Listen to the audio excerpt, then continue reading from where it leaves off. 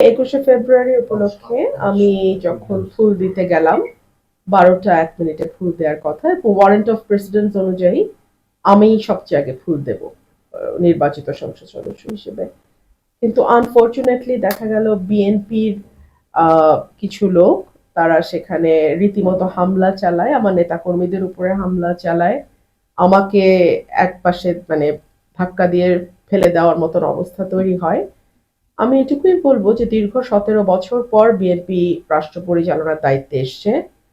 BNP যদি তার নেতাকর্মীদেরকে লোকাল লেভেলে কন্ট্রোল না করে এখনই, এর পরিণতি ভয়াবহ রকম হবে। এবং যেহেতু দীর্ঘ 15 বছর একটা লম্বা সময় বিএনপির নেতাকর্মীরা নানানভাবে চাপে ছিল, লুকিয়ে থাকতে বাধ্য হয়েছে, তারা যখন এরকম একটা ভয়ঙ্কর হিংস্রতা নিয়ে পলিটিক্যাল পদের ব্যবহার করার চেষ্টা করে, এটা আমার মনে হয় দলের উঁচু পর্যায় থেকে বিষয়টি মনিটর করা এবং তাৎক্ষণিক ব্যবস্থা নেওয়া না হলে এটা দলের জন্য ভীষণ ক্ষতিকর হবে এবং সরকারের ভাবমূর্তিও ক্ষুণ্ণ হবে। সরকার মাত্রই এসছে, আমি আশা করব যে বিএনপি সরকার এবং দল হিসেবে এই ধরনের উচ্ছৃঙ্খল নেতা কর্মীদের ব্যাপারে তড়িৎ ব্যবস্থা নেবে। আমার একজন কর্মীকে কিভাবে মেরেছে আপনারা একটু পরেই দেখাবেন। পীযূষ দা আমাদের সাংবাদিক ভাই, ওনাকে রক্তাক্ত করে ফেলেছে।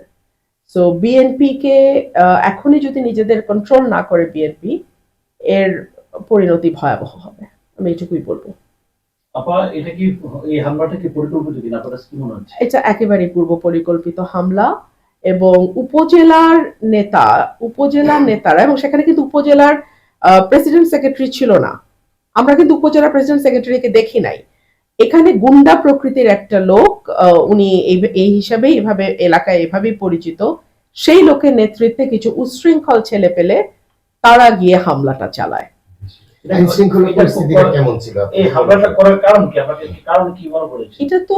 এটা তো ওদের একটা পরাজয়, মেনে নেওয়ার কষ্ট আছে।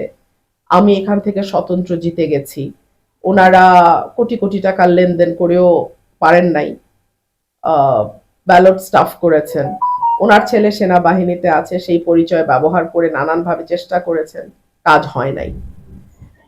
সো এইসব নানান আছে। তো আজকে আইন শৃঙ্খলাটা আপনার নিরাপত্তায়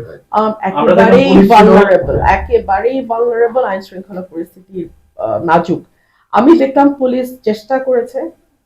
আর দেখুন, যখন সরকারি দলের নেতা কর্মীরা এরকম ভয়াবহভাবে তাণ্ডব চালায়, তখন আসলে 5-10 জন পুলিশ কিন্তু সেটা কন্ট্রোল করতে পারে না, চাইলেও পারবে না।